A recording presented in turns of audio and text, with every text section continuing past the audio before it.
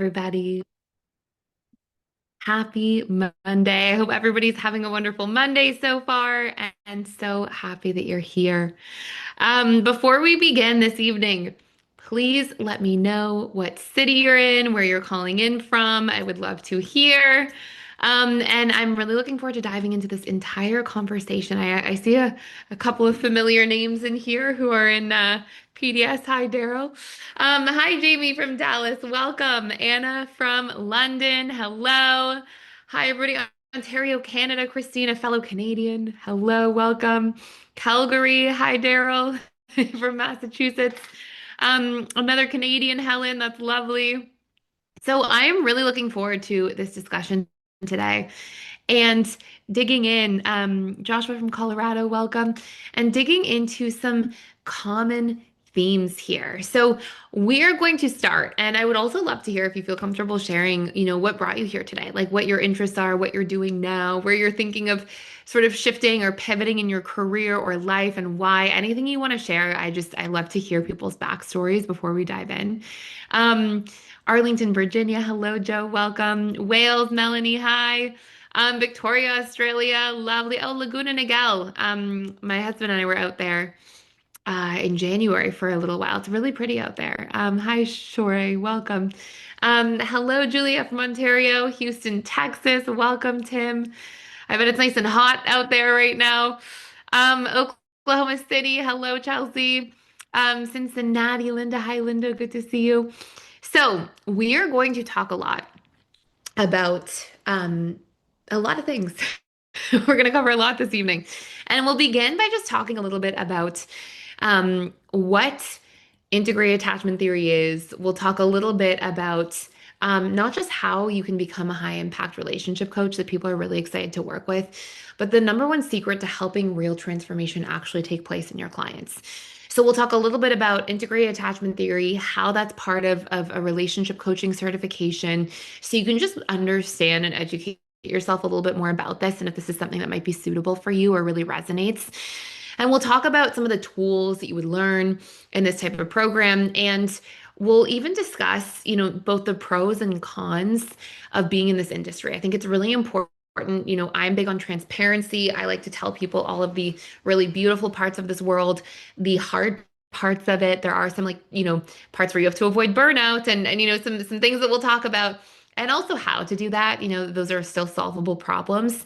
And we'll talk about why anybody in any phase of life can do this and make this work and what that actually looks like. And you'll hear some success stories from different people, and I'll share with you a little bit of past cohort graduate stories and what they do now, and just some fun things so you can really understand. And my whole goal here is I'll tell you a lot about this program and how it works.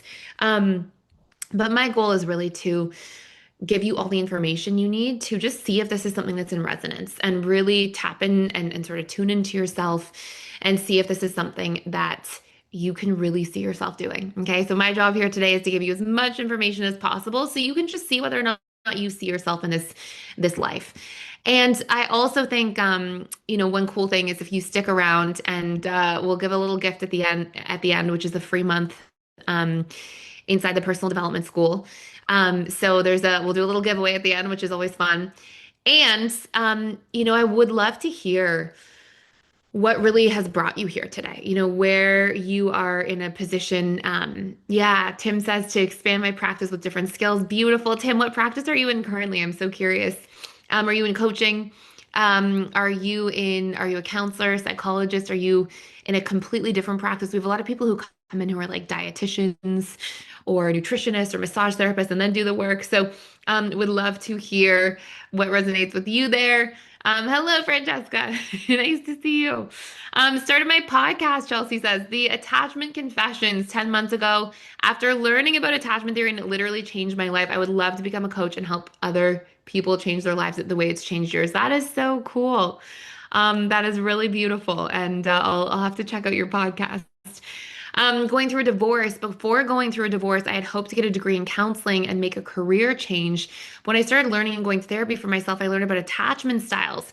I'm a video producer and tech director for an NBA team currently. That's so cool. We'll talk a little bit about more in the program than just today, but about how to really create high value content, how to build funnels. There's a whole like marketing day at the end of the program, and it's like 4 hours of content, and then we do 2 hours of helping you choose your niche and all these things. But it's actually really cool that you already have a production background because that often helps a lot when it comes to building funnels and being able to, leverage your skills. We get people to tap into what their skill set is, that they come in with and build that into their business. So there's a lot of really cool stuff in there, and I love that. And I'm sorry to hear that you're going through a divorce because that's not a fun thing. But I actually think it's really beautiful, Jamie, that there you are and you've decided to turn that into finding the silver lining where you can and learning about attachment theory and growing as a result of this. And that's just very, very cool that you have the character to do something like that, to take something difficult and look for the silver lining and show up. Um, so that is wonderful. Coaching with and without my physical therapy practice. Okay, cool. So you sort of have that overlap. I love that. Switching careers, Judine. And what you'll see too is we'll talk a lot about this today, but there really is something, and I'm very passionate about this topic, and you'll see why. But there's something really important about understanding what is actually happening in traditional therapy or traditional coaching versus understanding this really important ingredient that I believe without this one ingredient, true transformation can't actually happen. And we'll cover what that ingredient is today, and I'll tell you in detail about it. Okay, so we'll cover that. Trying to decide, Lauren says, if this is a new potential career path. I've always wanted to help people, especially in relationships. It's usually a good sign. If these are the things you naturally do for free, then it's a good thing that you may be considering this path. I similar to you, Lauren, just always was helping people with stuff, just always since I was a little kid. Strangers would always open up to me. I'd always be in these deep conversations with people. I remember this being on an airplane once, and I was sitting next to, I think I was 12, and I wasn't sitting with my parents on the airplane. We had different seats, and I remember this woman telling me all about her divorce, and I remember being like, I think I should tell her I'm 12 years old because she was really like talking to me in detail about things. And I'm sure if you're already doing that kind of stuff, Lauren, that you probably relate to that. Sandra says, I've just qualified as a counselor and wanting to start a business in the niche of attachment theory because that's amazing. And congratulations, Sandra. And as um, you're here and you probably have seen that attachment theory is one of the most trending topics because it's literally impacting our relationships more than pretty much anything else, including the relationship to ourselves. So very cool. Chelsea says, I would be honored if you checked it out. I mentioned your work a lot on there. That's so sweet, Chelsea. I'm honored. Thank you. And I will absolutely take a look. I seriously will. So thanks for sharing that. Psychotherapist working with, and thank you for always citing me and sharing that. That's really kind, Chelsea. Psychotherapist working with relationships, looking to build a coaching business. Love that, especially now that a lot of the coaching space is trending so much more and becoming so much more popular. I love that, Christine. And good to see you. A blank slate. Francesca, I know a little bit about your backstory. Went through a divorce and a horrible crime. Oh my goodness, I didn't know that. And I'd love to help others. Beautiful. I'm sure you will do a great job. Coming from psychology education background, want to coach parents and the children. I love that. That's really powerful. So I will tell you just briefly a little bit about my backstory here for a moment, how I got into this, because it's really relevant for today. Okay. And we're going to talk a lot about what this life looks like. I'll give you just as much information as possible so you can see if it really resonates with you. And in order to begin that, I want us to all think for just a moment about a time in our lives if we have ever experienced telling ourselves that we want to do something. Okay, we tell ourselves that we want to, show up in a certain way. We want to set a goal, a New Year's resolution, and we maybe want to break a bad habit like anger or like hiding and shutting down and stonewalling, or maybe we want to change our relationship to our boundaries and start finally setting them, or maybe you want to stop people pleasing. I want you to think of a time where you told yourself so many times you were going to change something, okay? And you told yourself you were going to change things over and over again. And then you found yourself not really being able to break through. You found yourself not being able to see that actual change. And the stats that we have is that roughly 88% of people, they actually fail their New Year's resolutions in the first 7 days. And that is precisely because our conscious mind the logical, analytical thinking self, the part of you that says you want to change a bad habit, you want to change your patterns in a relationship, you want to shift how you're showing up on a daily basis, that part of you that says that, your logical, analytical mind, your conscious mind, is only responsible for roughly 3 to 5% of all of your beliefs, your thoughts, your emotions, and your actions. And what's responsible for so much more is your subconscious mind. Okay. Your subconscious and unconscious collectively are responsible for 95 plus percent, 95 to 97% of all of your beliefs, your thoughts, your daily actions, your feelings, your choices. That is all coming from the warehouse of your subconscious mind and its conditioning. And so, what's really interesting is so frequently we see people trying to will their way through life, will their way to breaking bad habits, creating new ones, changing their relationship patterns. And our conscious mind actually can't outwill our subconscious mind. And so, this is the number one thing when it comes to all of our patterns in our lives.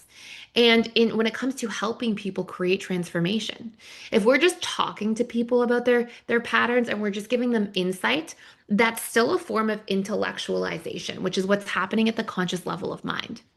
And what actually creates transformation instead of intellectualization is our capacity to understand neuroplasticity, neurogenesis, how our brain actually creates new neural pathways at the subconscious level, and how we can rewire conditioning if it's not working for us.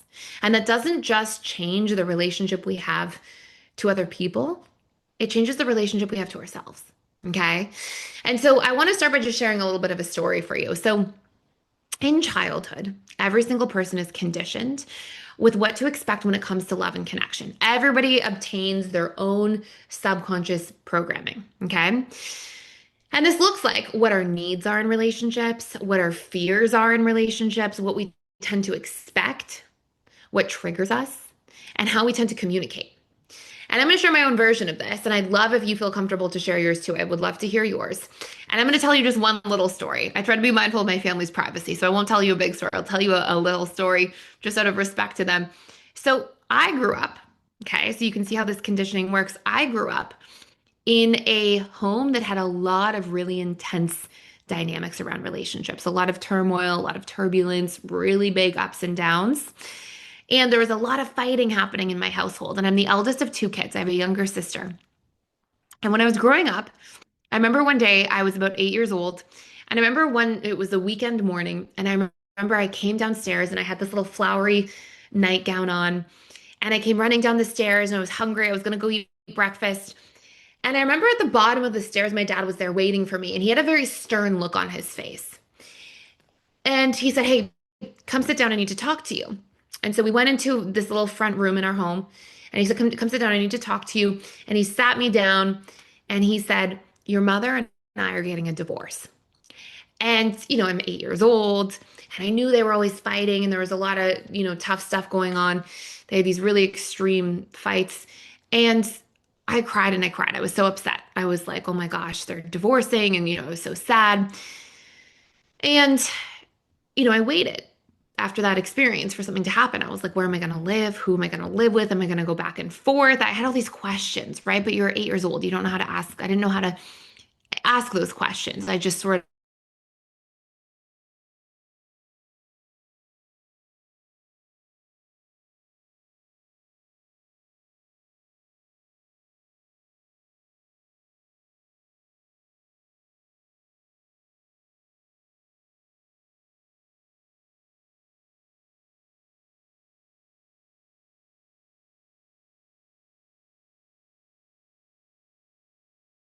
said, okay, we're going to sit down.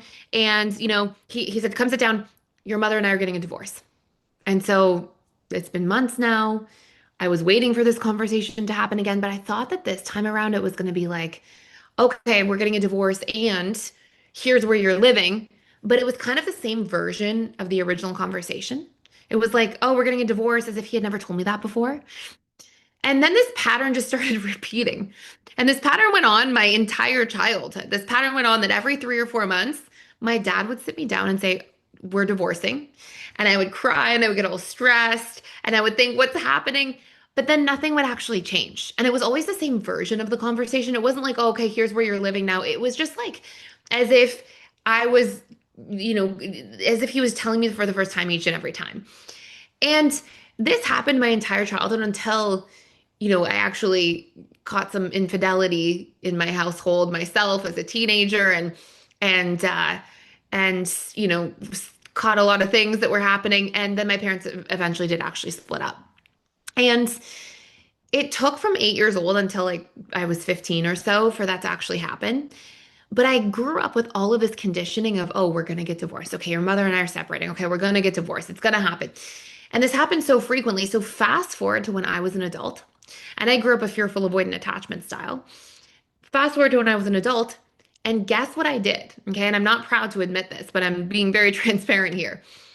Well, number one, in my first serious relationship where I actually lived with somebody, I was living with somebody, I was like 18. I moved out of the house pretty young. And in my first serious relationship, every 3 to 4 months, I would tell this person, I'm leaving. Oh, it's not working. I'm leaving. I don't think the relationship's working out. And I had no idea why I was doing that.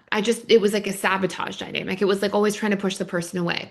And on top of that, every time that like things were calm in the relationship, I remember actually thinking to myself and worrying about, wait, why aren't we fighting? Does this person still care about me? Like we don't fight. What's going on? Because for me, at a subconscious level, fighting equaled relationships, or relationships equaled fighting.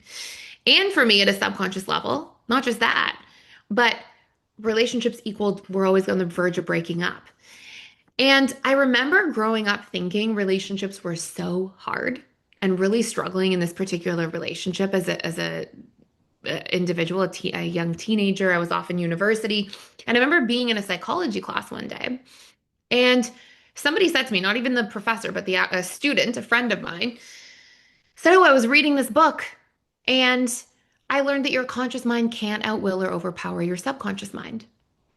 And I remember having this realization that, oh, all of these times that I tell myself I'm going to do things differently in relationships, in my life, through all of these hard things I was experiencing, all of these times that I tell myself I'm going to do something differently but don't, it's because I'm actually repeating old patterns from my own conditioning.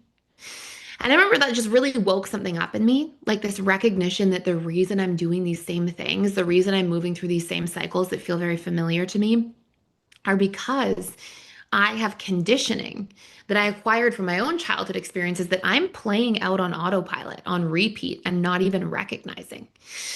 And I became extremely passionate about understanding what my own subconscious conditioning was. I was like, what's in there? I've been through all these crazy things is in my childhood and upbringing. Here's why. Exactly, Chelsea. I'm going through emotional Groundhog Day. Exactly. And I'm curious how many of you have noticed these things where you've actually seen yourself repeat. Hi, Jen. Good to see you. Where you've seen yourself repeat these things on autopilot, where you're going through the same old patterns without consciously recognizing. And oftentimes we don't realize that we're playing out the same patterns because the external characters in the story change. So if you felt betrayed as a kid, but now you feel betrayed in an adult relationship, you don't recognize that, oh, the core wound is the same. The thread is the same. It's this betrayal dynamic that I keep choosing and recreating in my adult life. And you don't recognize it because your conscious mind is the one evaluating it. And so what happens is, going back to this realization, not only does your conscious mind not outwill or overpower your subconscious mind, but on top of that, we literally have a subconscious comfort zone where we tend to want to invest in things that feel familiar to us. And so we get conditioned by what we see growing up, and then we play these things out as adults. And for me, I was like, I need to understand what's happening in there. So I thought to really understand the subconscious mind, I did about 13 different certifications in everything from hypnosis to neurolinguistic programming to cognitive behavioral therapy, somatic experiencing, internal family systems. I did, a tremendous amount of research and a PhD in pastoral counseling and sort of blended these sort of ancient wisdom concepts with what's actually happening at a nervous system and psychological level.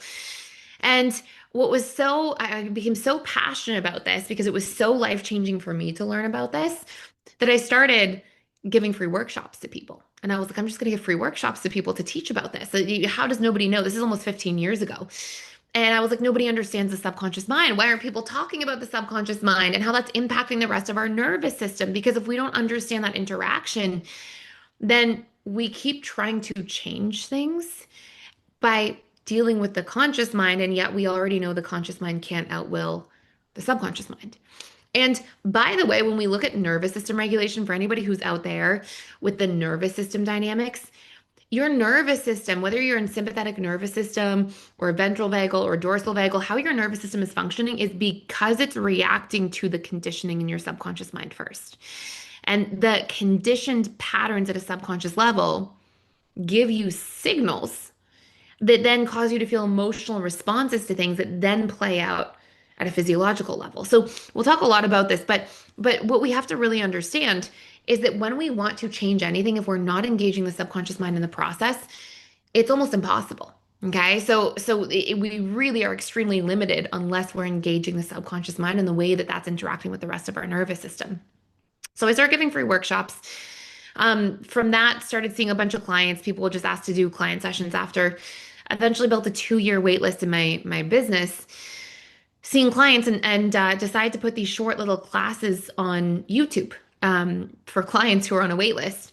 And quickly built a YouTube following, without really meaning to, honestly. And I think over the last, 7 to 10 years of doing that, our YouTube channel has had close to 70 million views, and we've had over 70,000 students come through our programs at the Personal Development School, and they've been really blessed and honored to work with people like Mel Robbins and Ed Milet and Lisa Bilyeu on podcasts and Jay Shetty, and eventually wrote 3 different books on the subject of the subconscious mind and our attachment style and how changing our attachment patterns is the route to real transformation. Because as most of attachment theory came out of Cambridge University with John Bowlby and Mary Ainsworth, and it was great. It talked about the 4 attachment styles, but it just talked about the 4 attachment styles and their temperament and how it affects our adult behaviors and relationships like a tiny bit. And there was nothing about the neuroscience of how to change our attachment style and how to heal that. So in all of this time of doing this work, with all these people coming through a program, so many different things, to this day, every single week without fail, we get tons of people reaching out asking me to do one-to-one coaching with people.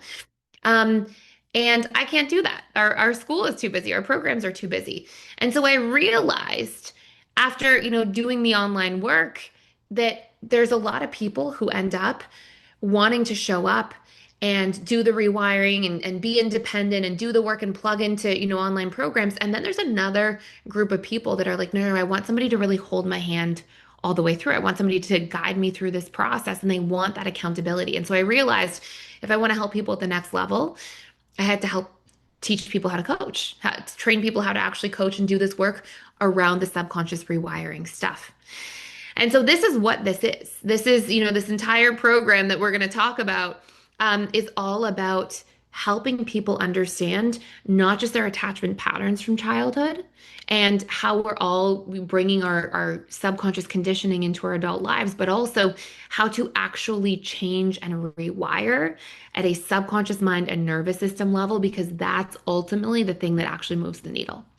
So I would love to hear if anybody feels comfortable sharing any of your own patterns that you've seen. So Jamie says, I learned that I have anxious attachment traits. Yeah,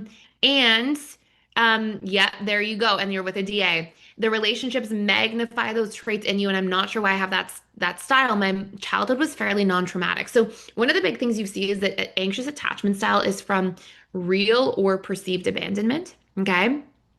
And real abandonment is like the obvious stuff. It's like fatherless home or motherless home, having a parent who passes away at a young age when you're a child, or going through experiences where a parent actually leaves. There's a divorce and then you don't really see one of the parents afterwards.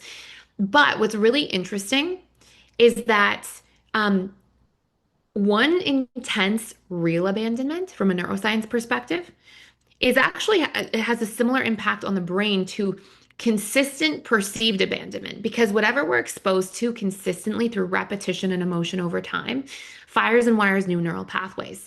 So if you have a dynamic where you grow up and you have more perceived abandonment. And perceived abandonment, Jamie, would look like parents are very loving, but they work all the time. So they're very loving, but they're constantly traveling for work. And to a child, they grow up feeling like love is there, but then love is taken away because parents are there, but then they're gone and they're traveling again or they're moving around a lot. And so that juxtaposition of that can cause that dynamic, or even things like you have one parent who's really loving and warm and another parent who's more cold and withdrawn. And so with one parent, you feel loved, and the other parent, you feel disconnected. And so repetition and emotion of small abandonments, like they're traveling all the time, or one parent's not as warm and connected to you, that registering at a subconscious and nervous system level for a child as feeling like love just is being taken away or pulled away, the repetition and emotion of that fires and wires neural pathways in your brain, which over time still cause you as an adult to fear abandonment. And so it doesn't have to be big T trauma that creates some of those abandonment wounds. It can be smaller T trauma over time. And that's what actually conditions us. So a really, really good share there. Yeah, you said your ex had a really traumatic past, but never fully worked to heal from it. He was avoidant, and all of this helped to explain why she would pull away and was highly independent, and I would chase her and make it worse. Yeah, 100%. I went through a really hard season of negative mental health issues. It's so hard to go through that. Yeah, you spent a lot of time with dad, but he was a coach and I was bullied. Okay, so there you go. So that sense of like that love being taken away from him and when he's being mean, harsh, critical, that would absolutely create those types of outcomes, right? So see how the wiring happens there? And small T trauma repeated enough over time has a similar impact to big T trauma. So it's a really, really powerful share. Shore, that relates to you. That's you. You've been so impactful. It's incredible. That's so sweet, Chelsea. Thank you so much. Yeah, you seeing yourself in that, Francesca. Fatherless dynamic. There you go, Sally. Yep, 100%. Nadine says, I grew up with a malignant narcissist. And he was the scapegoat in the family. My partner of 8 years is DA and is just deciding that we're important enough that he's going to be starting therapy in a couple of weeks. I'm somewhere in the middle of AA and FA. A lot of children in narcissistic homes are fearful avoidant because you get the conditioning of love is sometimes good when the narcissist is love bombing, or when you're, in the golden child role for periods of time, because a lot of times those roles are not fixed. Like you're not always a scapegoat. You might be majority, but you may have moments of being loved and revered. And so you get such extremes with a narcissist. One day they're very loving and warm, and another day they are cruel and mean and harsh and critical. And so you may see these different dynamics of feeling like there's a lot of intense conditioning of you don't know what version of your parent you're going to get, right? Who is it? Are they going to be the love bombing one? Or are they going to be the mean, harsh, scary, unpredictable one? And that often causes this dynamic of like, and this is so much of what fearful avoidant is. It's the conditioning of, I don't know which version of somebody I'm going to get. So I have to constantly read between the lines. I have to constantly be hyper vigilant and guess. And then that causes so much of the fearful avoidant dynamic. So that can be a big theme there. And fearful avoidance, when they're with dismissive avoidance, they often lean more into their anxious side. That tends to polarize them. Yeah, always on your toes. Exactly. There you go. That's like the big piece. And I just saw your dynamic there too, Jamie, by other kids, not by your parents.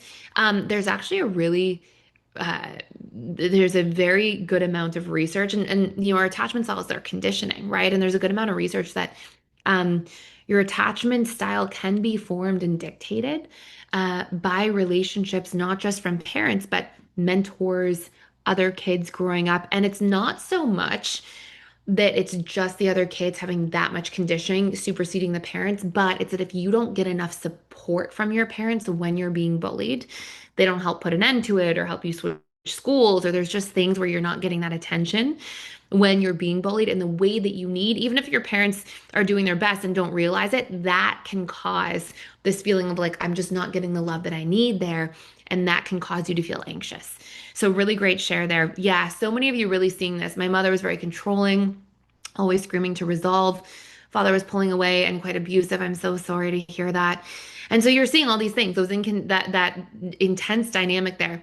Lost my dad at age 4, and that produced my anxious attachment. I'm sorry to hear that, Julia. And so, and a lot of you sharing these really powerful shares. I'll just read a couple more in here. Sandra, I'm FA. I grew up with a mother who possibly had borderline and narcissistic personality disorder and a codependent father. As a scapegoat child, I spent my entire I spent my entire life being dissociated. I went no contact with my family 3 years ago, and that's where my healing began. Joining PDS 6 months ago has been incredibly healing for me. I'm so glad to hear that. And you should be so proud that you're somebody who finally showed up for yourself to do that deeper work, right? It's so powerful to do the rewiring and like you could have, it's not always what people do, Sandra. Some people just go through life on autopilot and keep dissociating and keep numbing and using substances or alcohol or gambling or unhealthy habits. You should be so proud that you're digging in because it's not easy. So good for you. That's really amazing. So many beautiful shares coming through here. Overall, had a wonderful childhood, so blessed. But at 13, I found out my dad had bipolar disorder. My dad shared with me he was planning on taking his own life. But when he'd attempt to do it, oh my goodness, my little face popped into his head saying, Daddy, I love you, which prevented him from going through with it. Thank God. Oh my goodness. This formed FA attachment and a savior complex in me, attracted to guys that are emotionally unstable because I felt if I loved them enough, I could save them. What a powerful share.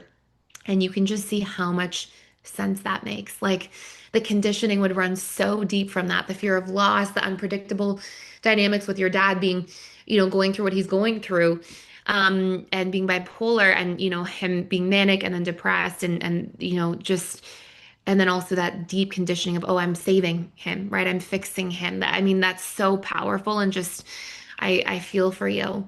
I dated someone in high school and college, and then later found out he was bipolar and narcissistic. Took nearly 10 years to heal from that. I'm FA, grew up in a very chaotic household, never knew what my mother's emotional state was going to be. My mother is such a powerful share there, iPhone. And just so you guys know, conditioning is always happening. Okay, so it's not just happening in your childhood.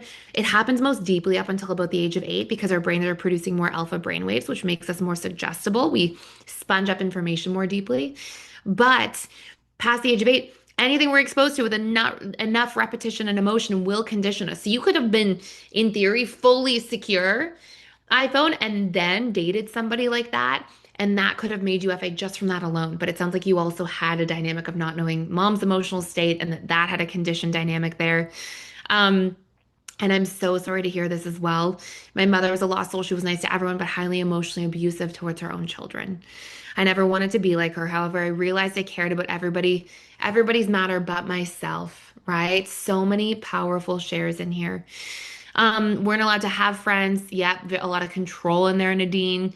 Especially none that could come over or us go there because my mom didn't want us to know what normal families were like and didn't want them to know how our family worked. Yeah, and a lot of control and trying to isolate, right? So a lot of these themes. So of course, when we go through these really extreme themes, and I'm so sorry, and also thank you for everybody who just shared so much, these become our conditions. And that conditioning affects our adult romantic relationships. But most importantly, that conditioning affects the relationship we have to ourselves. Because ultimately, more than anything else, your attachment style is the relationship you have to yourself, what your core wounds are that you carry from childhood, what your unmet needs are, how your nervous system is functioning, and how your boundaries and communication patterns are because of what you've learned. And so what ends up happening is conditioning is running our lives. Everything that we're exposed to conditions us at a really deep level. And then what's wild is that 50% of people roughly are estimated to be securely attached. And this is the number one determinant of how successful our relationships are because the secure attachment rate moves in lockstep with the divorce rate. So when that secure attachment rate goes up, the divorce rate goes down. And in inverse, when the secure attachment rate goes down, the divorce rate goes up. So the number one determinant of whether or not relationships succeed is, are we securely attached? And most people don't get dealt, well, not most people, 50% of people don't get dealt a hand of cards that's conducive to that. A lot of people grow up insecurely attached, going through hardship and really difficult things. Now, I want to say, for those of you who shared, that I've always found that when people do the work to become earn secure, when they actually go through the hardship, go through the hard things, and then do the work to rewire their attachment style and become secure, I actually think that that's where you have the most superpowers as a person because you have the secure habits and the regulation and the healthy nervous system and the ability to communicate. But you also have, on the flip side of things, you also have the ability to be resilient, to be strong, to have gone through really deep, intense things and come out the other side. You have grit in a different way. So just for anybody who's not securely attached yet, or if you're not sure whether or not you are, I want you to know on the other side of that, there's the ability and capacity to, have all of the superpowers of what it means to go through hard things and survive and weather those storms, plus have the capacity to really change and become secure. And one of my big bones to pick with sort of the world is that we have a system out there in a lot of places in the world, and this is starting to change ever so slightly, but we have a system out there in the world that's taking people's wiring and attachment patterns from childhood and saying, okay, here's some themes. Here you can understand what your attachment style is, but not teaching people how to change them. And if we're just understanding, we're just intellectualizing. And for actual change to exist, we have to be building new neural networks in our brain. And so this is a really big part of what I've spent the last 15 years of my life almost doing, which is not just understanding our attachment style, but actually helping people rewire it. And when you look at what securely attached people have versus insecurely attached individuals, you'll see it boils down to these same five major things. Okay. Number one, securely attached people have less core wounds. What is a core wound? Core wounds are these imprints we have because of painful things. Anxiously attached people have the fears or core wounds of being abandoned, excluded, disliked, rejected, not good enough, unloved. These are their big pain points. Dismissive avoidants, who are much more avoidant, their big triggers or core wounds are the core wounds of feeling shameful or defective. It's part of what happens when people go through childhood emotional neglect. But also the core wounds of feeling weak if they're vulnerable, unsafe if they open up or share too much of their inner worlds, and major fears or wounds around being trapped, helpless, and powerless if they rely on other people. And fearful avoidants have a little bit of both sides of those core wounds, but they also have a big betrayal core wound and unworthiness core wound. Okay, so they have the anxious and avoidant side. So what we teach people how to do, because we know, hey, the number one impactor of your relationships is your attachment style. Okay, well, we have to help people rewire their attachment style. So it's not just learning about attachment styles, it's actually helping them rewire. So we leverage neuroplasticity and how the brain works and how we fire and wire new neural pathways in our brain to number one, rewire our core wounds. Because when people have a lot of core wounds, what happens? Well, they get triggered all the time. And then when we're triggered, neuroscience has proven that every action we take from a triggered state tends to be much more maladaptive. Think about how you act in relationships when you've been afraid of being abandoned, or afraid that you can't trust somebody, or afraid of being trapped. We sabotage things, right? We don't communicate through things and get to the bottom of things in healthy ways. We sabotage. So core wounds, they don't just sabotage our relationships, but they also keep our nervous system extremely dysregulated. Okay. So there's really five things that we can rewire to change our attachment style and thus change our relationships. Number one, core wounds. Number two, our nervous system. We can really do in-depth work to regulate our nervous system. Number three, we can learn what our needs are. And number four, how to communicate those needs. And then number five, we can rewire unhealthy behaviors. Okay. So I want us all to notice, yeah, 50%. I know, pretty crazy. Data, yeah, do I think the percentage of insecure attachment is increasing? It seems to be on the uptick a little bit, but it's being counteracted a little bit by the fact that more and more people are becoming aware of attachment styles, which is a good thing. So there are three major things that we do, okay, to actually change our attachment style. We first profile somebody's attachment style. Then we understand these five pillars, the triggers or wounds, the nervous system function, the needs, how we communicate those needs, and how we behave in relationships. And we understand them not from just an intellectualization level. We understand that these are five levers that we can pull to rewire. And when we rewire our attachment style, everything starts to change. The relationship to ourselves change, the core wounds that we have and how often we get triggered changes, our nervous system function changes, how we actually have a relationship to our needs changes, right? And from there, we also can communicate and behave in healthier ways in relationships. And so we dive into not just understanding these pillars, but most importantly, doing the transformational work and leveraging neuroplasticity to change things. And then what you see as a result is when people can rewire their attachment patterns and relationships and they wire in these new healthier adaptive mechanisms, like they learn how to communicate properly, and we teach tools for how to do that. They learn also how to relate to other people and behave in healthy ways and understand one another's attachment style. And then they rewire these triggers and fears that they bring in, and they learn to map each other's needs in relationships. Well, all of a sudden, we have these really adaptive tools to function in relationships and to thrive. And what's interesting is when you look at securely attached individuals, they don't just report having the longest lasting relationships, but they also report feeling the most fulfilled in their relationships as well.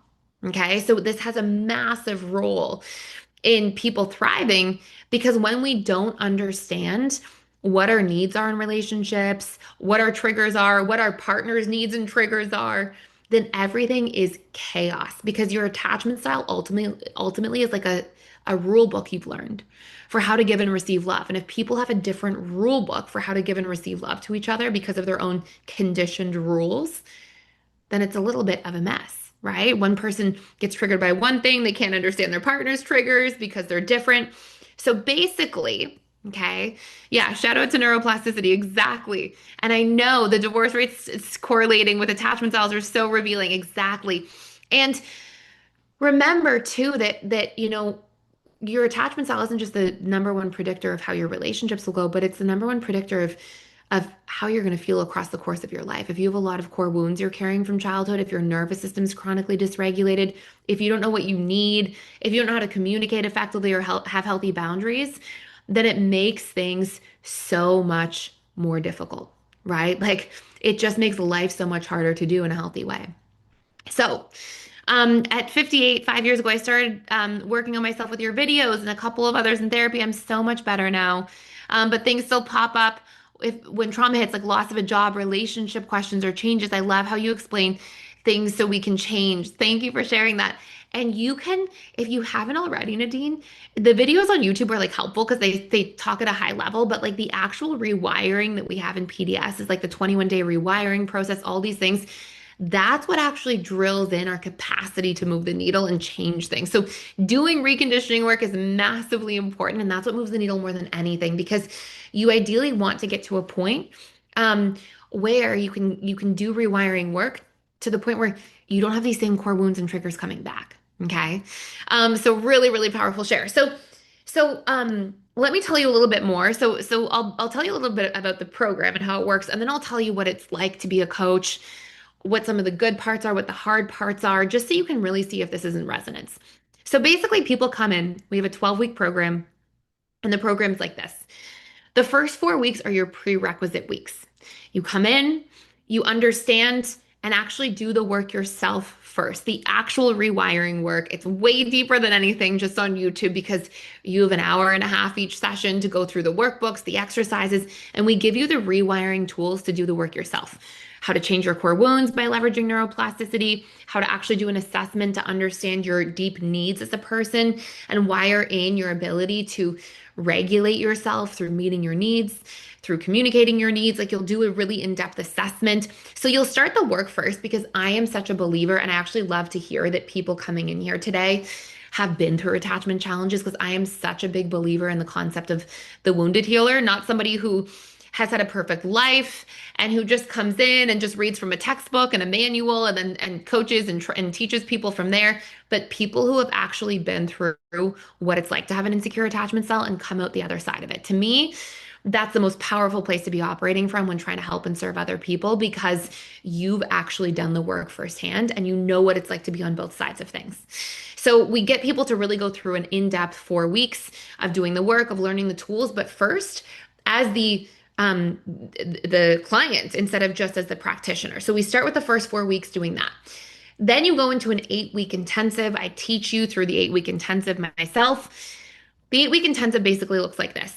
You come in, Day one, you learn how to recognize somebody's attachment style. Across those pillars we keep talking about, understanding people's core wounds, how to really recognize them and somebody assess what your client's attachment style might be, helping them understand their needs. You'll understand the big relationship needs of each attachment style because they are different by attachment style, understanding the nervous system function and emotional patterns of each style, and understanding the communication and behavioral patterns. So you get this really in-depth assessment for attachment archetypes and how to recognize them in your client. That's the first day of our class together. Then the proceeding rest of the program is about rewiring. It's about how do we actually understand how the nervous system works, how neuroplasticity works, and neurogenesis works to rewire core wounds so that they change, how to make sure that you're actually taking your clients through an assessment to assess their own needs and relationships, how to regulate their nervous system, how to actually communicate. You teach clients how to communicate more effectively because most people you see, they really struggle with communication. And then how to actually go into retraining their nervous systems to partake in different behaviors rather than shutting down, stonewalling, icing out, clinging, calling a lot. A lot of these attachment behaviors we see, we actually move the needle and change those things. So the entire program is not just about understanding attachment styles. It's about the real work, which is really in-depth tools. You'll learn 12 different tools to actually help people retrain these aspects of their lives where they are stuck. Okay. Because that is the real work. It's the neuroplasticity work. It's the nervous system work. It's not just intellectualization. Okay. Which is only going to get you so far. So we really dive into the deeper work that actually yields results. And at the end of the program, you go through business week. So at the end of the program, there's a 4-week map for how to start your business, build your funnels, create high value content, thrive in the marketplace, make sure that you know the steps of a funnel, build an email list, build your website. Like all of that is I guide you through, and it's all recorded so you can follow that map. And then we do a 2-hour session together for the very last week of the program where I help you choose your niche. I give you inside information in the industry and what works and really great places to be operating from. And all sort of the inside scoop of how to build high value content that works, that people feel engaged with, and how that really helps feed into your business. And I give you a really short form version for how to get clients very quickly as well. So you have sort of a short form version to build a funnel, and then a longer form version, which is all of the social media, high value content, which also really works. So each class, people come in, and the class is 2 hours each week. I'm there with you. I guide you through all the different tools. You'll see me practice the tools live on people so you can see what they're like and how they're modeled off. And you get, a whole bunch of pre-recorded content as well going into each week so you can see the tools in action, see a lot of live examples. And then at the end of the class, you get to stick around for 2 hours and actually practice the tools with other members. So you can come in, you can go through the tools, see me taking you through the tools, and then you get critiqued feedback for 2 hours afterwards. So we review the tools together, you see them firsthand, the actual rewiring, and then you go into breakout rooms with other students and you practice the tools. And I have my whole team come around, and so that there's people from in every breakout room when passing around to actually critique you on the tools so you get to practice them. And that really equips you to not just go into starting your coaching practice with how to actually build the funnels and do that work, but also equips you that you've not just learned all the tools that actually create transformation, but you've practiced them firsthand with people so you feel confident in knowing what they look like. And these tools that, I shared at the beginning that I've done 13 different certifications in so many different modalities. These tools are the best of the best, like distilled down principles and tools I've created from overlapping modalities that are the exact tools I worked with people. Like every single tool, I haven't left anything out. Every single tool that I did to work in my own practice that built me a 2-year wait list, that built all the content you see online, and everywhere we go, every single tool are the best of the best from those modalities specifically. And usually when you do a certification, you'll usually get like a single tool that you learn. Like, okay, somatic experiencing, you learn a somatic experiencing tool. Or you do CBT, you learn cognitive behavioral therapy. You're going to see that this has 12 different major tools. So it's sort of like 12 certifications in one. You'll be extremely, extremely equipped. So that's a little bit about the program, the hours. I'll tell you a little bit about the timing, the hours as well. But then we'll go into like the industry stuff. Okay, I'll tell you a little bit more about the industry itself. The next class starts June 17th, and it's 12 weeks, and it's at 6 p.m. Eastern. Okay, so it's 2 hours each week, 6 p.m. Eastern, 6 till 8. We say an hour and a half, but I always stay late, so it's usually 2 hours. And yes, this is so you get certified and accredited here. Okay. And do you have to be good at the social media side of things? Not at all. In fact, I'll teach you how to build business funnels that you don't even have to engage on social media if you don't want to. There's a lot of different ways to build business funnels. So you'll learn a lot about that, Melanie. There's different ways to do it without camera. There's different ways to do it through meetup groups online. There's different ways to build funnels that are blogs. There's different ways to build funnels that are just pure ads that don't even have to be your face. And then I'll teach you a little bit about how to make YouTube content or Instagram content or Substack content. We'll talk about all the different content modalities that are possible. So that's how the general program works. Yeah, you're welcome. That's how the general program works. And again, I can't stress enough, to be a good relationship coach, it has to not just be understanding these archetypes that are playing out in relationships. And you'll learn general coaching stuff as well. Like you're a certified life and relationship coach, just so you know, through this program. And it's both certified and accredited, which are like the gold standards of anything in the coaching space. But it's not just the learning how to coach and what that's like. It's learning the rewiring and the nervous system regulation stuff because that is where actual change happens. So that's the program, just so you see how it works first. But I want to tell you the other stuff. I want to tell you about what it's like to be a coach. I want to tell you the good, the hard, so you can really see if you envision yourself in this. I'll tell you a little bit about the market size, how the market works. I'll tell you a little bit about some success stories and different ways that you can use the certification as well. And here's the really first important thing that you want to know, okay? The good stuff in this career is like absolutely incredible. And the hard stuff, you have to see if you can go through the hard stuff. Okay. So I'm going to tell you both. The good stuff is that and I'm biased because I love people, but I can't imagine something more impactful and rewarding. Like being in the coaching industry is so beautiful. It's so fulfilling. You get a lot of meaning. You get a lot of depth every day. Like you wake up and you feel like, oh, I have impact, I have meaning. You'll actually see transformation really happen because all of the tools are designed for transformation specifically, which means you see people change. You see people shed hard things that they carried for years by rewiring them. You see people like completely transform how they communicate in relationships, how they connect with people. I mean, it is like beautiful. It's sacred. There's something about it that is just, your heart will feel like, oh my goodness, there's tremendous meaning and fulfillment. And I can't really think of, something much more fulfilling than that. You also, on top of that, get a tremendous amount of freedom. I mean, you can make your own hours, you can make your own schedule, especially nowadays. Back almost 15 years ago when I started doing this, everybody was in person, and now everybody's online, so you can really travel, you can work from where you want. You really get the capacity to create financial freedom. I mean, it's a career that can create a lot of abundance, and you can work less hours if you would like to. I mean, most people charge just as a starting point, $150 a session and you can see 15 to 20 clients a week. And then you'll want to work on your business, not just working with clients, but, fine tuning your funnels and things that you'll have built out for another maybe 5 hours a week or so. But you can be working 20 to 30 hours a week and have a lot of financial freedom and have time and be able to do things on your own time. So for those reasons, this is like top tier. Like just, I absolutely love everything about this career for those reasons.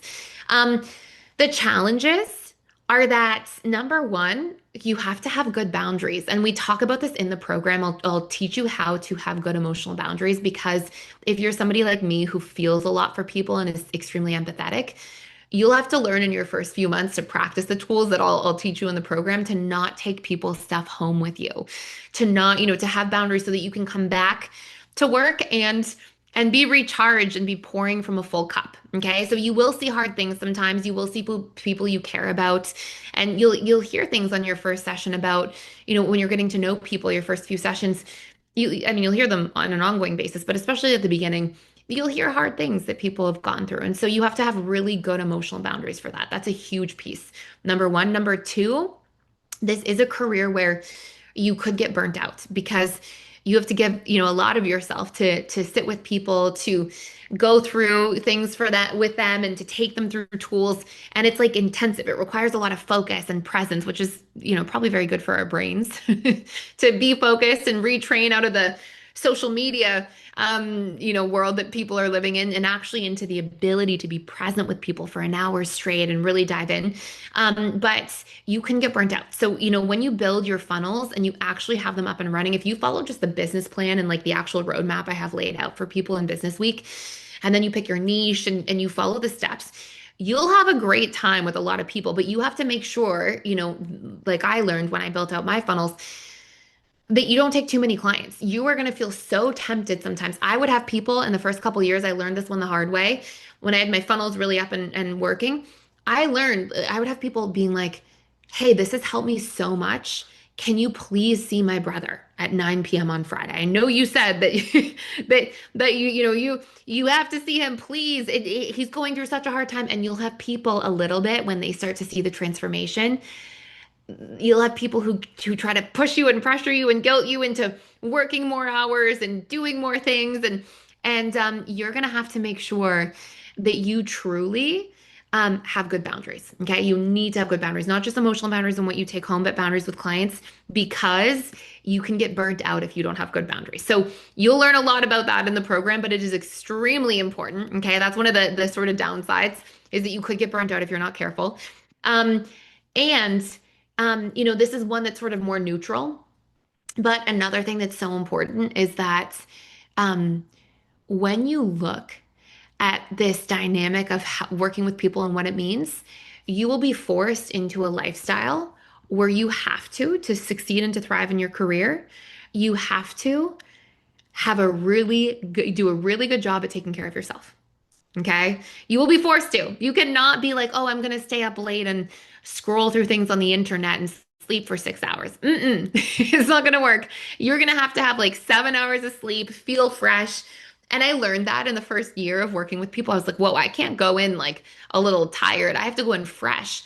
But looking back on this almost 15 years later, it's forced me to have really good habits for myself as a person of self-care, of proper sleeping habits, proper, eating habits, so that I can really show up as my best self. And we'll talk to you through the program about how to actually do that as well, so that you can set yourself up for success. So those are sort of like pros and cons. Pros are that you're not going to get more of a meaningful career. You're going to connect to so many people, feel emotionally connected to them, build relationships, learn through other people, see some of your own patterns through other people's patterns that will, have you in this ongoing state of rapid growth and self-reflection. I mean, there's so many beautiful things. You get freedom and abundance and the ability to really design your life in a purposeful way. But you have to have good boundaries so you don't get burned out, so you don't take things home with you. And you'll have to have good routines for taking care of yourself. Okay. Now, if we look at the market, a lot of people are like, okay, so what is the market like? And, I'll take you through a few things here, which are number one, you probably aren't going to be in a better market over the next 10 years, because the actual global revenue in the coaching space is growing dramatically. So if you just look at like 2019 to 2025, the global revenue of coaching went from 2.8 billion to 4.6 billion. Okay. So it didn't quite double, but almost.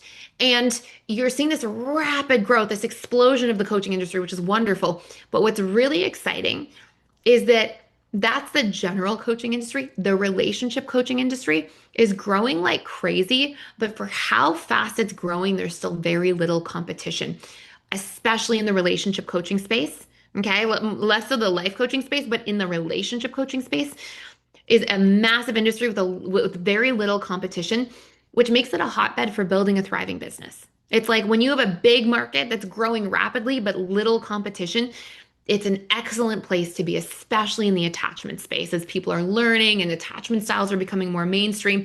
So the industry is a great place to be in. It's also going to be an industry that doesn't really get eclipsed out by AI. The more that we live in this online world, the more that people are going to be yearning for real human connection. And so when there's a lot of jobs that are changing in graphic design and so many different, jobs are really getting eclipsed out, especially in the next 5, 10 years, this will be something that like AI People are not going to be wanting to replace their human interactions about their emotional challenges where they need empathy and support. They're not going to want to replace that long term with some sort of AI feature. Okay. So there's going to be a lot of stability here in the long game, which is also an excellent thing. Okay. And we know that roughly 50% of people are insecurely attached. So it's a massive, amount of people. And this idea of attachment styles is becoming more mainstream, but this is different because it's not just, hey, learn about your attachment styles and how they interact. This is learn about your attachment styles and learn to do the actual rewiring work, which is very unique to this niche and industry. So it's a little bit about the marketplace. I'll tell you a little bit about how people often use this certification. Again, you can sort of see if you see yourself in resonance with any of these things. We've been really blessed to see a lot of people come out and share their beautiful stories with us from our cohorts. And people email us and tell us what they're up to in their business and what they're building. And we've seen a bunch of really powerful things. I'll just give you a few examples that we see in how people use the certification, and you'll actually get trained. You'll learn about the different ways that you can use the certification and how to set these up.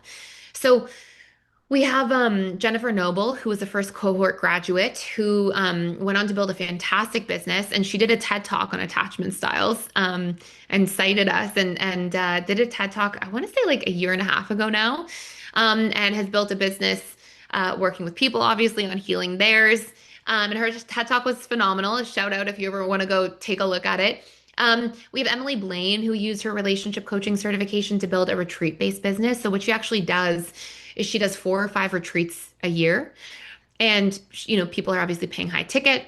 And she travels around with her husband, and that's her full-time career. She makes a great living off of that, exceptional living. And she just goes to 4 or 5 different locations a year and does attachment intensives for people. So she does these 3 or 4 day retreats, and couples come and they work through their things. And she's had a lot of success doing that. We have Annette Della Barbara, who we hired out of the personal development school when she was in one of our early cohorts. She works with PDS now, obviously has a wait list of clients, and she just travels around the world. And every time I talk to her, she is in a different time zone, a different location, and she just makes her schedule as she pleases and sees people, as many or as few clients as she'd like. Yeah, she thrives. She does an amazing, amazing job. And we have Ben Dawson, and we'll talk about this in the program, who he uses his certification to help other people improve their workplace relationships. So what he does is he goes and does corporate presentations, because so much of the certification is literally about helping people rewire their core wounds, which show up in the workplace, helping people understand their needs, which have an impact on the impact on the workplace relationships, help people communicate effectively, because you learn a lot of powerful communication tools in the program. And you'll see in the other major components, nervous system work in the workplace prevents burnout, and being able to have healthy boundaries in the workplace prevents burnout. So he goes and he does these corporate presentations. He charges $5,000 to $10,000 a presentation in a corporation. He works with medium to large size corporations. He does a few corporations a month. And just that gives him a lot of abundance. And then what he does is he sees executives out of those places. So, for example, he goes and gives a talk at a corporation. And then from there, people will be like, oh, do you see clients? And then he sees high-level C-level executives or other executives out of these corporations who ask him after his presentation to see them one-to-one. And he works with them on really rewiring their painful patterns from their attachment style, because those are the things that are bleeding into all the workplace relationships. Yeah, executive coaching is very lucrative. Exactly, Jen. And so he thrives there. And we see a lot of people do that. And you actually get in the IAT program a slide deck that you can use to do corporate presentations, to any type of presentations. We actually allow you to use our content. The deck is done for you, so everything's really set up there. And every single thing that you learn, every single rewiring tool, every single nervous system regulation practice, every single tool that you have in the program, you get to use directly with your clients and in your business. There's nothing that you have to build from scratch. Everything is done for you. So you're in a great place that way. Okay. So those are the main pieces that I'll share, and I'll come and answer some questions in just a moment. I know there's a lot of questions in here. So we'll come back to those at the end. But Again, the actual program is you take your first 4 weeks, you go through your patterns, you learn to rewire your own stuff using our tools.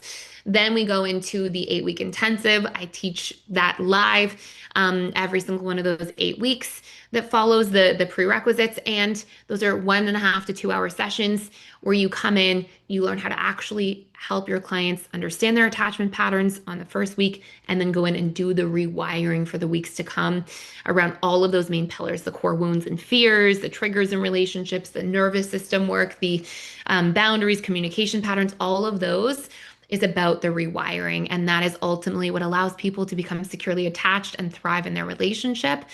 Most importantly, the relationship they have to themselves. So you'll learn all of those things. And then Business Week is at the end for the bonus, where you dive deep into the roadmap of how to build funnels, create high value content, all of those different things. And we have both a live version and a recorded version. So if you can't make the time, so the next cohort starting on June 17th at 6 p.m., if for any reason you are unable to make that live, you can come into the on demand.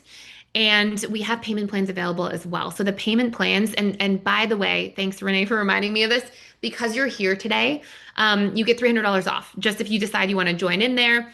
And the payment plans are as little as $289 over 12 months. And I believe we actually have Klarna options available as well, for $85 a month. So we try to make it super accessible for people. And then if you want to do on demand, the on demand doesn't get the accreditation. Um, but it gets the certification. And so you can still start your business, build your business, do all of those things. And that's as little as 169 over 12 months, and even lower if you dive into Klarna. Yeah, congrats to those cohort. Exactly, Chelsea. Exactly. So what's the difference? What's the demand for IAT coaches? And are fees fixed if booking through that link? So you can, so if you go through that link, the way that fees are not fixed, where you can get it lower, is if you use Klarna and get Klarna offers separate. It's done through Klarna, but they have even lower options that are over a slightly longer period of time, but there's just a lot more flexibility there. So fees are not necessarily fixed, and there's lots of really good payment plans available. So great question. And what is the demand of IIT coaches? Honestly, people nonstop are looking for relationship coaches that are specializing in attachment theory. It's like the number one thing people are looking for in the relationship space right now, more than anything. And you can see this on like SEMrush. You can see this in different places that actually track these searches. There's such a demand for this because it's becoming so much more publicly known that our attachment style is the number one thing that affects our relationships. And rather than just trying to communicate through a problem, it's like, no, no, no, what's the source of these challenges? And being able to really dive in there and move the needle is extremely important. So lots of demand more than ever. Really great place to be. Yeah, Jennifer Noble was her name. Is there a key statement to a potential client of difference between licensed psychologist versus certified coach? So licensed psychologist is different than a certified coach for sure. Obviously, there's like, a longer form of education. Um, I have to be mindful about how I say it, but the number one thing I found that people are looking for, that people resonate with. So, licensed psychologist is good. How a licensed psychologist specializes is important. But what I found more than ever, and especially because this is becoming more mainstream, is that unfortunately, the vast majority of licensed psychologists, if they are doing mostly talk therapy, they're not getting to the subconscious rewiring part. They're not getting to the subconscious mind. And there are things like EMDR, which are now happening, which does engage the subconscious mind more. But without that piece, the actual rewiring and the impact of that being able to rewire our nervous system is a little bit limited. And I've found in just the data and the research that I've been doing that people are looking for attachment-based coaching more than anything.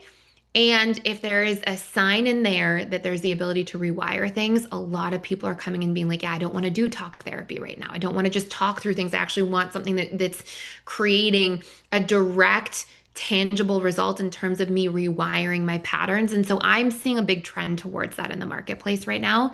I want to say that with like a lot of respect to the therapy industry. Obviously, there's a lot of powerful parts about being a licensed therapist and all of that as well. But unfortunately, because there's more red tape in the education system, It's not as cutting edge in terms of the rewiring dynamics. So there's very few modalities that are showing that. And that are really tapping into that right now. So great question. Is there an ongoing fee we pay in order to use the techniques to teach clients, or just the cost of the class and certification and nothing else due after that? Just the cost of the certification and nothing else due after that. So I'm trying to make this just in all transparency. Number one, super accessible because I really believe the world needs this stuff. And number two, um, so that you can thrive really quickly. Like you're able to start working with clients at the end of 12 weeks. And we have people in every single cohort who are working with clients who are like practice clients halfway through the program because they're learning such powerful tools really fast. And then they're just moving once they complete their certification, they're just moving those practice clients to paid clients. They just tell them in advance, hey, I'll see you as practice clients. And if you want to then start taking payment, or if when I'm certified, if you want to, if you get a lot out of this work and you want to start then working with me, as a paid client at the end of the program, then I'm happy to do that. So they can really show the tools that they have and help guide their clients to transformation. And we have people who are just starting right at the end of 12 weeks, building their business. We had a lovely guy who was doing it like full force at the end of the cohort that we just finished wrapping up last week. And yeah, he had a big wait list of people ready to go. He was ready. Licensed psychologists are able to prescribe medication. Is that the main thing? No, actually. A great question though, Cassandra. So it's actually psychiatrists that prescribe medication. And what's really interesting is when we look at psychiatrists, the average visit with a psychiatrist is 7 to 10 minutes in length. So psychiatrists, we have these really polarized dynamics where psychiatrists are prescribing medication, but it's very based on symptomology. So they look at what are your symptoms, they're trying to help organize what medication best works to treat your symptoms, but they're not, the way that their business is structured and psychiatrists work with people is not to really work with the client through their patterns, through their rewiring, through what's happening at a nervous system level and subconscious mind level. And that's where we're seeing those glass ceilings and limitations. What a great question. There you go, Jen. Good for you. I charged $350 to prep a candidate for an interview today. She said it was very helpful. Beautiful stuff. I love that. Will the links be emailed to us or should we save these links? Great question, Melanie. Yes, you can save the links right there. If you want to just copy them out. And if you want to learn more as well, you can actually just book a call. So we have calls in here. You can book with Melanie at personaldevelopmentschool.com or Renee at personaldevelopmentschool.com. And you can go and book a call if you want to just learn more, go through it in a little more detail. And you can reserve the discount if you book the call today. If you just say, hey, I booked the call on June 8th from the webinar, then you'll be good to go and they'll keep that reserved for you on the call. Is this covered by insurance for clients? Great question. Yes and no. It depends on what state and what insurance company you're doing coverage through. So I'd say 70% of people are able to get are able to pay with insurance. But you have to go through this process. You have to set everything up properly, but we actually go through and give you a little bit of a framework for how to do that, what that looks like, what the whole process is. And more than ever, the coaching industry is becoming more insured. So you're going to see these things really shift and change over the next little bit, but they're starting to already in a pretty big way. Great question. Um, my mother, I'm sorry to hear that, Francesca. My mother has gone through a psychiatrist for 40 years. She's worse than ever because what they do is a band-aid, which is fine for immediate help, not long-term, trust me. And sometimes um, it's a reflection of who the psychiatrist is, right? And if they're burnt out or what they're doing. So, I do want to say it's not necessarily all like that, but it can be a little bit limiting because exactly to what you just said, Nadine, psychiatrists are great, but they don't give you the tools to dig into yourself, and their business isn't built for that, and it's not what they learn in school. And so, there's a big complement here. And sometimes you'll work with clients who also see a psychiatrist or you'll see those things, but a lot of people love the fact that there's a lot of deep rewiring that's happening, and that's the big game changer. So great sharing there. Yeah, they're exactly. They are an MD and they're not essentially giving as much advice. Excellent share. Estelle, you're not able to join the June cohort this month. Too busy. When is the next cohort? I don't know when we're doing a next cohort just yet. We just do them a little bit throughout the year. So We sort of pick the date, so I don't actually have an next cohort, but you can always jump on a call if you would like. And they can get your information and make sure that you're reserved if you want to reserve the discount for the next cohort, and then they'll just email you directly if that helps. Is any practice insurance required? Um, is any practice insurance required? I always recommend getting insurance. I've never seen a single person that I've known have to use it, but it's like the same reason you get house insurance. But it's not very expensive, and I show you how to find it in your state or country. A little script you can use, and it's not very hard to get. It's not expensive, and it's up to you. You get to make the choice, but it's like the same reason you get house insurance, it makes sense. So it's a good thing to have checked off your list. But we go through that in the program and the ins and outs, and you can ultimately choose. I have not worked on my own issues that I just run PDS a few days ago. I feel like I won't be able to help others until I work through my own issues. And Diane, I think that that's a really powerful share, and I'll tell you where I feel like the line is, just so you have a good gauge. Okay. So I've always found that, like I said earlier, I'm a big believer in the wounded healer, somebody who's gone through it themselves and healed. That's what I think is the most important. It's way more impactful and powerful than somebody just reading a textbook and manual and learning some tools. It's way more impactful if you've gone through them yourself. But if you're seeing that you're going through challenges right now and you're just starting to work on them and they're at a sort of all-time high or a peak, then I actually think it's really beautiful that you don't try to dive in and do everything at once. Like take the time, go through your own stuff. You can revisit this at a point as you work through your own things and see the growth coming through the other side. And then maybe you'll feel really inspired and like it's in resonance and a good fit. So that makes a lot of sense to me. But if you're instead like, oh no, I've done a lot of work. I'm in a really great place, but I'm not perfect yet. The idea that you have to be perfect to be of service and help other people can be limiting. So you struck me as somebody who maybe you said you just started doing the work on yourself. So maybe that's a great time to just really double down on you and then return back to this when you feel like you've seen the beautiful progress in yourself. And then you'll know the tools and have so much more to offer to people firsthand because you've done it. But if you were more like, oh, I feel like I'm 10% insecurely attached and I have to be perfect, then that can be a limiting story. Nobody has to be, perfectly 100% secure to really be of service to other people. So great share and great question. Daryl, does this include access to PDS? I know because you're in the webinars and I recognize you right away. But so there is a discount that you get when you complete the program for PDS. There's a really good lifetime discount. There's a whole bunch of discounts if you want to stick around after. So it doesn't include it in this program, but there's discounts for afterwards if you want to stick around in PDS as a whole. So great question. Um, yeah, you were laid off last October, and don't have a lot of cash right now. So gonna have to wait. Unfortunately, this would be so amazing. And Nadine, you're always welcome to jump on a call and see, if they can just lock in something for you when things are starting to shift and turn around. And for people who are unemployed, we do offer a portion of scholarships. And it sounds like you're kind of in like a pivotal part where that's not available for you right now, but you can always just jump on a call with Melanie or Renee or Mike there that is being put in the chat, and at least if you want to return to it and it really feels like it's in resonance, then you can always come back and dive in there and have that locked in as a discount for future or anything like that. So yeah, Benjamin, there you go. Hi. Neve Insurance, good to see you. We have some lovely people in here that I get to see in our PDS webinars and who it's just yeah who I thoroughly enjoy seeing. Yeah, that would be great. Yeah, absolutely. So then you can just have it there as a backup plan if you would like to. So many great shares, and same for you, Christine. Welcome. It's congratulations on being your internship, but another cohort after September. You can just jump on a call, lock stuff in, so you have it for the future if you'd like to.